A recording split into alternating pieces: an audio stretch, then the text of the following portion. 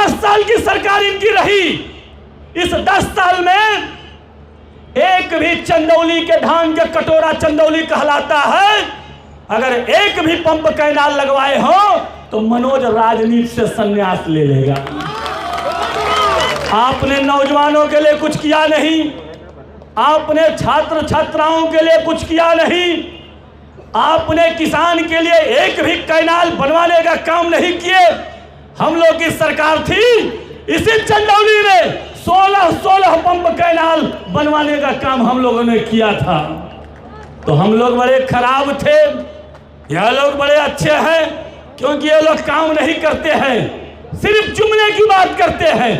मैं इसलिए कह रहा हूं कि यही चंदौली में, यही जगदीश सराय है, बैठी है हमारी राय साहब यहीं पर, मधु राय जी के गांव में ही चंदौली का फायर स्टेशन जब हमारी सरकार थी तो उस जमीन को चयनित करके सैंक्शन करा के फाइल बनवा के रखा था। और एक ही नहीं, डेढ़ावल चौकी पर भी पूरा पेपर तैयार है, एक नौबतपुर में पूरा तैयार है। 4 फायर स्टेशन उस समय बनवाया था। और मैं कहूंगा, कहने में मुझे कोई कुरैत नहीं है, इसलिए कि कहा ना सो कि चंदौली को उठा के लेके जाके विधायक जी अपने गांव में फायर स्टेशन बनवा दूंगा। मेरी नीयत साफ थी, मैंने सोचा मुख्यालय पर तो कभी भी फायर स्टेशन बन जाएगा, गांव में बन नहीं पाएगा, क्योंकि जब गेहूं में आग लगती है तो लोटा या बल्टी कराही लेके हम हल्का बुताई लगा पानी। इसलिए फायर स्टेशन बनवाने का काम किए। डबल इंजन की सरकार और डबल जो बात करते हैं चंदौली जिला में इनके विधायक और माननीय मंत्री जी, अगर एक भी फायर स्टेशन बनवाए हो तो हम लोग राजनीति से संन्यास ले लेंगे। आपने क्या किया भाई? नौजवानों के लिए भी नहीं, किसानों के लिए भी नहीं, मजदूरों के लिए भी नहीं, महिलाओं के लिए भी नहीं, तो किस बात पर चुनाव लड़ने आए हैं भाई? किस बात का चुनाव आप लड़ने आए हैं? आपको मालूम होगा कि एक मेडिकल कॉलेज, माधोपुर में मेडिकल कॉलेज बनवाने के लिए मैंने मुख्यमंत्री जी से लेकर आया कि माधोपुर मेडिकल कॉलेज बन जाएगा तो सैयद राजा विधानसभा में हम लोगों का भी विकास हो जाएगा।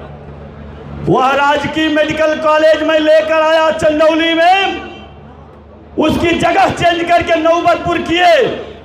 मैंने उस समय कहा कि नौबतपुर माधोपुर में कोई अंतर नहीं है, मेरे लिए जैसे माधोपुर है वैसे ही मेरे लिए नौबतपुर है। लेकिन यह सरकार उस राजकीय मेडिकल कॉलेज को प्राइवेट मेडिकल कॉलेज करने का काम की।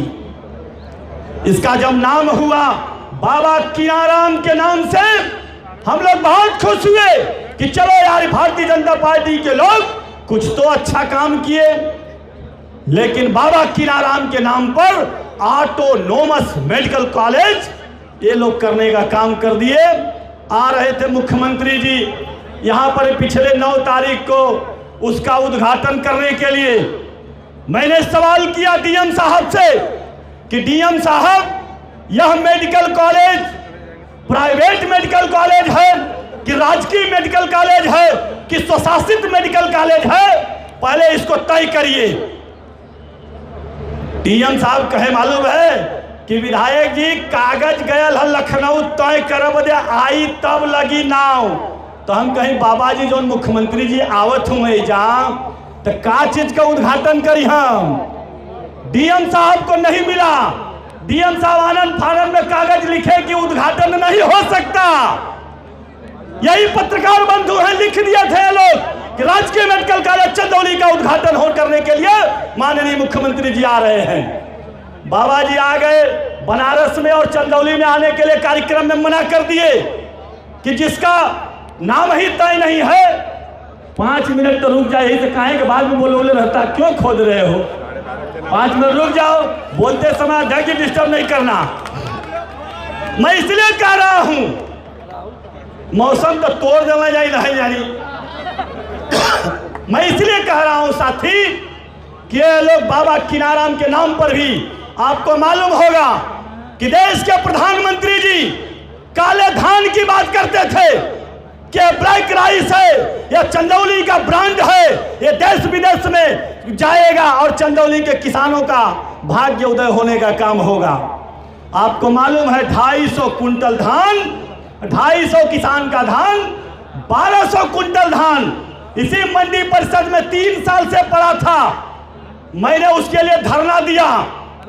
धरना में एसपी साहब और डीएम साहब कहे, विधायक जी हर समय काहे कि आप धरना देते हैं। हम कहली का करी, मजबूरी है।